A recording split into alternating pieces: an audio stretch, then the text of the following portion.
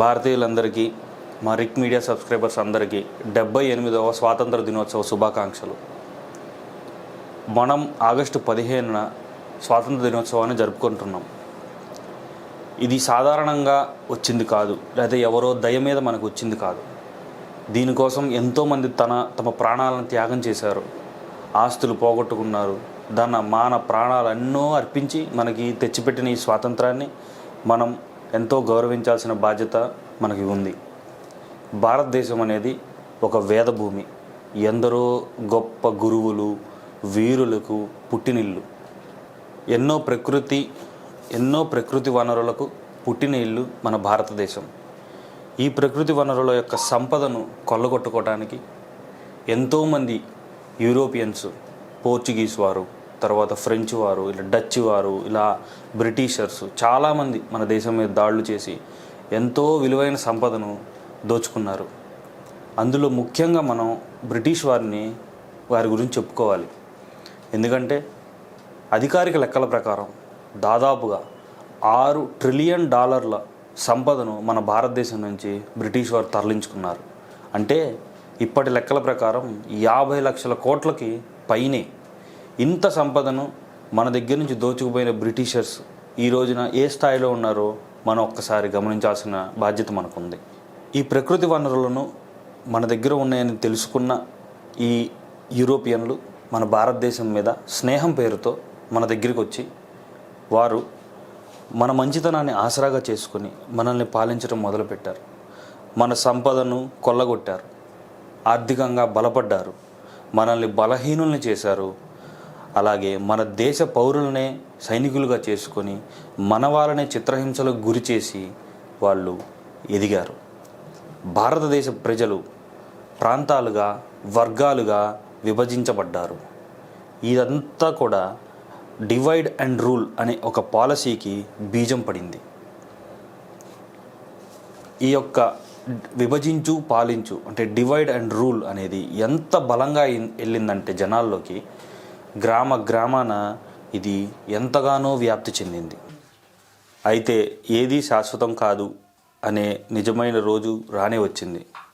అది 1857లో మార్చి 29వ తారీఖున 34th Bengal native ఇన్ఫాంట్రీకి చెందిన సోల్జర్ అయినటువంటి మంగల్ పాండే రూపంలో బ్రిటిష్ వారికి ఎదురు తిరిగిన మొట్టమొదటి సైనికుడు భారతీయుడు అయినటువంటి మంగల్ పాండేని ఏప్రిల్ 8న ఉరితీసి ఈ యొక్క ఉద్యమాన్ని అణచివేశారు అని అనుకున్న దాని యొక్క ప్రభావం మొత్తం దేశం మొత్తం వ్యాపించింది. ఆ సమయంలో దేశంలోని చాలామంది రాజులు ఈ స్వాతంత్రోద్యమంలోకి ముందుకు వచ్చారు. అలాగే సామాన్య ప్రజలు సైతం ముందుకు రావటం ఈ యొక్క ఉద్యమానికి ఊపు తెచ్చిందని చెప్పుకోవచ్చు. అలా వచ్చిన వాళ్ళల్లో ఝాన్సీకి రాణి అయినటువంటి లక్ష్మీబాయి ఒకరు. ఈమె గురించి మనం ఎందుకు చెప్పుకోవాలంటే, ఆ కాలంలో స్త్రీ యొక్క స్థానం ఒక సామాన్యంగా ఉన్న సమయంలో ఈమె ఆ యొక్క స్థానాన్ని ఎన్నో రెట్లు ఎంతో గొప్పగా పెంచిన ఈ వీర వనిత మన లక్ష్మీబాయి గారు. ఈమె ఏమాత్రం భయపడకుండా ఎంతో వీరోచితంగా యుద్ధం చేసి బ్రిటిష్ వారిని భయానికి గురి చేసింది. ఈమె ఎంత వీరోచితంగా పోరాడిందంటే బ్రిటిష్ వారు సైతం, అంటే మన శత్రువులు సైతం ఈమెను మెచ్చుకునేంతలా. జనరల్ హ్యూజ్ రోస్తో జరిగిన యుద్ధంలో జనరల్ హ్యూజ్ రోస్ ఈమెను ఏమని పొగిడాడంటే, తిరుగుబాటు నాయకుల్లోకెల్లా అతి భయంకరమైనది అని వర్ణించాడు. శత్రువులు సైతం పొగిడేలా యుద్ధం చేశారంటే ఆమె ఎంత గొప్ప వీర వనితో అర్థం చేసుకోండి. ఆమె ఒక అపర కాళిలా రాక్షసులను సంహరించినట్టుగా బ్రిటిష్ వారిని సంహరించుకుంటూ ఆ యుద్ధంలో అసువులు బాశారు. కానీ ఆమె రగిల్చిన ఆ యుద్ధ స్ఫూర్తి ఏదైతే ఉందో భవిష్యత్ తరాలకు ఒక భగవద్గీతలా మార్గనిర్దేశం చేసింది. అయితే శకుని వంటి బుద్ధి కలిగిన కొద్దిమంది భారతీయులు మాత్రం దీనిని కొంచెం సహాయం చేయకపోవడంతో స్వాతంత్రం అనేది మనకి ఇంకా కొద్దిగా ఆలస్యమైంది. కానీ ఆ రోజున వీళ్ళు సాయం చేసుంటే 1858 నాటికే మనకి స్వాతంత్రం వచ్చి ఉండేదేమో. ఇలా కొద్ది రోజుల తర్వాత భారతీయులందరూ మళ్ళీ సాధారణ స్థితిలోకి వచ్చేసారు. బ్రిటిషర్స్ మళ్ళీ బలపడ్డారు. అయినా చదువులు రావటంతో జనాల్లో ఆలోచన శక్తి పెరిగింది. చదువుకున్న వారు దేశంలోకి మళ్ళీ తిరిగి రావటం జరిగింది. అలా వచ్చిన వాళ్ళలో బాలగంగాధర్ తిలక్, నేతాజీ సుభాష్ చంద్రబోస్ ఇలా చాలామంది ఉన్నారు. అయితే బ్రిటిష్ సివిల్ సర్వెంట్ అయినటువంటి ఏవో హ్యూమ్ 1885లో ఐఎన్సి అనే ఒక సంస్థను ఏర్పాటు చేశారు. ఈ సంస్థ ద్వారా చాలామంది నాయకులు భారతదేశ స్వాతంత్రం కోసం పోరాటం చేయడానికి ఒక వేదిక అనేది దొరికినట్టుగా మనం భావించవచ్చు. అయితే బ్రిటిష్ సివిల్ సర్వెంట్ అయినటువంటి ఏవో హ్యూమ్ 1885లో ఐఎన్సి అనే పేరుతో ఒక సంస్థను స్థాపించాడు. ఈ సంస్థ ద్వారా దేశంలోని అనేక మంది నాయకులు స్వాతంత్రోద్యమం పోరాటం కోసం ఇది ఒక వేదికగా మారిందని చెప్పుకోవచ్చు. అయితే తరువాతి కాలంలో ఈ ఐఎన్సి ఒక రాజకీయ శక్తిగా మారినప్పటికీ దేశానికి ప్రజలకు గొప్పగా ఏమీ చేయలేకపోయింది అనే నానుడి మాత్రం వినబడుతూ ఉండేది. ఇలా ఒక 20 సంవత్సరాలు గడిచేసరికి కొంతమేర కొన్ని విషయాల్లో భారతీయులకు కొంత లాభం చేకూరినప్పటికీ కూడా మనం పెద్దగా సాధించింది ఏమీ కనబడలేదు. అయితే 1905 నుండి అతివాద యుగం అంటే ఎక్స్ట్రీమిస్ట్ ఫేజ్ అనేటువంటి ఒక ఫేజ్ అనేది స్టార్ట్ అయింది. అందులో ముఖ్యులైనటువంటి బాలగంగాధర్ తిలక్, లాలా లజపతి రాయ్, బిపిన్ చంద్రపాల్, అరబిందో ఘోష్ లాంటి నాయకులు ముందుకొచ్చి ఈ స్వాతంత్రోద్యమానికి కొత్త రూపు తెచ్చారు. ఇందులో మనం బాలగంగాధర్ తిలక్ గారి గురించి మాట్లాడుకుంటే ఆయన కేసరి, మరాఠీ అనేటువంటి పత్రికల ద్వారా ప్రాంతీయ భాషలలో అలాగే ఇంగ్లీష్ భాషలో జనాలందరికీ స్వాతంత్రోద్యమం గురించి తెలిసేటట్టు బ్రిటిష్ వాళ్ళు చేస్తున్నటువంటి అన్యాయము, అకృత్యాలని జనాల్లోకి తీసుకువెళ్ళడానికి ఆయన విశేష కృషి చేశారు.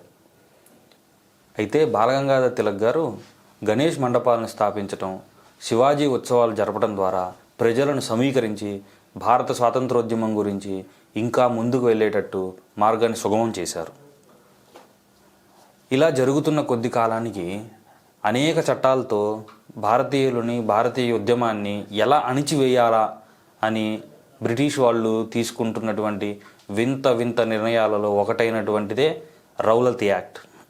ఈ యాక్ట్తో భారతీయులను ఎటువంటి విచారణ లేకుండా వారిని అరెస్ట్ చేయటం, చిత్రహింసలకు గురి చేయటం జరిగింది. అయితే అది 1919 బైశాఖి పంచమి రోజున పంజాబ్లో జరిగినటువంటి జలియన్ వాలాబాగ్ మారణకాండ భారతదేశ ఉద్యమంలో ఒక అపూర్వ ఘట్టం లేదా ఒక మలుపు తిప్పినటువంటి ఒక ఘట్టం అని మనం చెప్పుకోవచ్చు.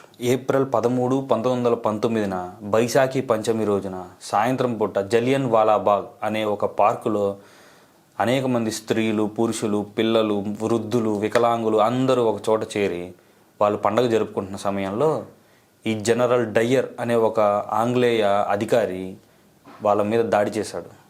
ఎటువంటి ముందస్తు హెచ్చరిక లేకుండా వారి మీద తోటాల వర్షం కురిపించడంతో దాదాపుగా 370 మంది పైన చనిపోయారని వాళ్ళు ధృవీకరించారు. అయినా 1000 మంది పైన చనిపోయారని ఆనాటి వార్తల్లో వచ్చిందని మనం గుర్తుంచుకోవాలి. ఇలా జనరల్ డయ్యర్ సృష్టించినటువంటి ఈ మారణకాండకు ముగింపు మన ఉద్ధమ్ సింగ్ అనేటువంటి ఒక వీరుడు 1940లో అదే బ్రిటన్కి వెళ్ళి అదే జనరల్ డయ్యర్ని వాళ్ళ పార్లమెంట్లో కాల్చి చంపి ప్రతీకారం తీర్చుకొని భారతదేశంలో ఒక వీరుడిగా ఆయన కీర్తించబడ్డాడు. ఈ జలియన్ వాలాబాగ్ మారణకాండ తర్వాత స్వాతంత్రోద్యమం పూర్తిగా మారిపోయింది. దెబ్బకు దెబ్బ, తోటాకు తోట అనే పందాన కొనసాగిన ఈ స్వాతంత్రోద్యమం బ్రిటిష్ వారి గుండెల్లో భయాన్ని సృష్టించింది. అలా ఎన్నో ఉద్యమాలు, సంఘర్షణలు జరుగుతూ ఉండగా నేతాజీ సుభాష్ చంద్రబోస్ క్రియాశీలకంగా మారాడు. ఈయన 1938లో జరిగినటువంటి ఇండియన్ నేషనల్ కాంగ్రెస్ ప్రెసిడెంట్ ఎలక్షన్స్లో ప్రెసిడెంట్గా గెలిచి ఎంతో మంచి పేరు తెచ్చుకున్నారు. అలాగే 1939లో జరిగిన ఐఎన్సి ప్రెసిడెంట్ ఎలక్షన్ కూడా మళ్ళీ గెలిచి ఆయన విజయ దుందుబి మోగించారు. అయితే ఈ విజయం కొద్దిమంది నాయకులకి ప్రముఖులకి నచ్చపోవటంతో ఆయన దాన్ని తృణప్రాయంగా వదిలేసి ఆయన స్వాతంత్రోద్యమంలో వేరే మార్గాన్ని ఎంచుకున్నారు. ఇలా ఐఎన్సి ప్రెసిడెంట్ పదవికి రాజీనామా చేసిన నేతాజీ సుభాష్ చంద్రబోస్ స్వాతంత్రోద్యమాన్ని వేరే రూపు దాల్చింది. నేతాజీ ఆ పదవికి రాజీనామా చేసిన తర్వాత హిట్లర్, మనకు తెలుసు జర్మన్ ఛాన్సలర్, ఆ రోజున జర్మన్ డిక్టేటర్ అయినటువంటి హిట్లర్ అతన్ని కలవటానికి భారతదేశం నుండి అనేక కష్టాలతో ఆయన పాకిస్తాన్, ఆఫ్ఘనిస్తాన్ ఇలా ఈ దేశాలన్నీ దాటుకుంటూ 1942లో హిట్లర్ని కలవటం జరిగింది. అయితే అప్పటికే రెండవ ప్రపంచ యుద్ధం మొదలయ్యి వినాశకంగా ఉన్న రోజున హిట్లర్కి ఈయన ఇచ్చిన సలహా రష్యాతో యుద్ధం ఆపేసేయమని. కానీ హిట్లర్ విననందున హిట్లర్ దానికి తగిన మూల్యం చెల్లించుకున్నాడు. హిట్లర్ని నా భారతదేశ స్వాతంత్రం కోసం నాకు సహాయం చేయి అని అన్నప్పుడు హిట్లర్ ఇప్పుడు అతనున్న పరిస్థితుల్లో చేయలేను అని తెలియజేసి జపాన్కి పంపిద్దామని జర్మన్ సబ్మరైన్లో సుభాష్ చంద్రబోస్ని మడగాస్కర్ వరకు తీసుకెళ్తే అక్కడ జపాన్ సబ్మరైన్లో మళ్ళీ ఆయన సుమాత్రా దీవి చేరారు. జపాన్ సబ్మరైన్ ఎక్కి సుమాత్రా దీవి చేరుకున్నారు. అక్కడ జపాన్ సైనిక అధికారులతో కలిసి మొత్తం జరిగినదంతా వివరించి రాయల్ బ్రిటిష్ ఆర్మీలో ఉన్నటువంటి ఇండియన్స్ సహాయంతో ఒక ఆర్మీని తయారు చేశాడు. ఆ ఆర్మీతో పోరాటానికి సిద్ధమయ్యారు. కానీ జపాన్ ఆ యుద్ధంలో ఓడిపోవడంతో మళ్ళీ స్వాతంత్రం వెనక్కి వెళ్ళిపోయింది. కానీ నేతాజీ సుభాష్ చంద్రబోస్ రగిల్చిన ఉద్యమ స్ఫూర్తి భారతదేశం అంతా ఒక దావానంలా వ్యాపించి బ్రిటిషు వారి వెన్నులో వణుకు పుట్టించింది. ఆ అగ్గి రాయల్ ఇండియన్ నేవీలో రాజుకొని యుద్ధ ఓడలను మన అధీనంలోకి తీసుకునే విధంగా వ్యాపించింది. రెండవ ప్రపంచ యుద్ధంలో బ్రిటిష్ వారు గెలిచిన ఆర్థికంగా బలహీనపడిన బ్రిటిషర్స్ భారతదేశంలో వారి యొక్క స్థానాన్ని నిలుపుకోవటం చాలా కష్టంగా మారింది. 1945 జూలైలో 1945 జూలై నెలలో క్లిమెంట్ అట్లీ అధ్యక్షతన బ్రిటన్ గవర్నమెంట్ ఫామ్ చేసింది. 1945 జూలైలో క్లిమెంట్ అట్లీ బ్రిటన్లో గవర్నమెంట్ ఫామ్ చేయడంతో అక్కడ భారతదేశ స్వతంత్రం కోసం చేసిన తీర్మానాన్ని స్వాగతించి ఇండియా స్వయం ప్రతిపత్తి గల దేశంగా ప్రకటించబడుతుంది అని తెలియజేయటం జరిగింది.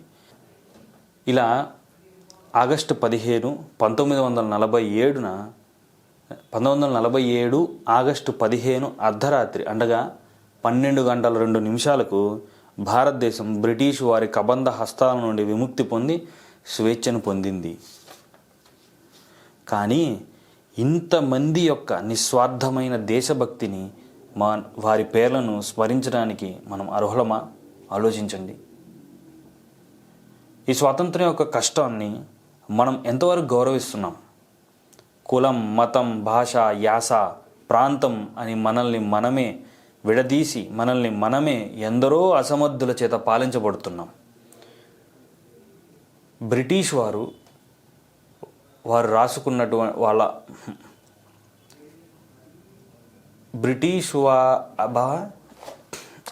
ఎడిట్ చేసుకోవచ్చుగా మధ్యలో బలుపుని మనం ఎట్లా చెప్పొచ్చు? అహంకారం ఉంది. బ్రిటిష్ వారి అహంకారానికి ఒక మచ్చుతునకైనటువంటి ఒక పదం dogs and Indians are not allowed అని బ్రిటిష్ వారు ఒక చోట రాసుకొని ఉన్నారు. అంత తక్కువగా మనల్ని చూసిన బ్రిటిష్ వారిని ఒక ఇండియన్ రిషి సునక్ మొన్నటి వరకు వాళ్ళని పాలించడం అనేది మనకి చాలా గర్వకారణమైన విషయం. ఇలా మనం కొట్టుకుంటూ గొడవలు పడుతూ దేశాన్ని పాడు చేసుకోకుండా మంచి నాయకుడిని ఎన్నుకుంటూ ఈ దేశం ఇలాగ ముందుకు వెళ్ళాలని, భవిష్యత్ తరాలు ఇంకా బాగుండాలని మనం వేరే దేశం వెళ్ళి పనిచేయటం కాదు, వాళ్ళు మన దేశం వచ్చి మన దగ్గర పనిచేసే రోజు రావాలని ఆకాంక్షిస్తూ సెలవు తీసుకుంటున్నాము. భారత్ మాతాకి జై, భారత్ మాతాకి జై. ఇలాంటి మరెన్నో వీడియోల కోసం మరిక్ మీడియా ఛానల్ని సబ్స్క్రైబ్ చేయండి. Thank you.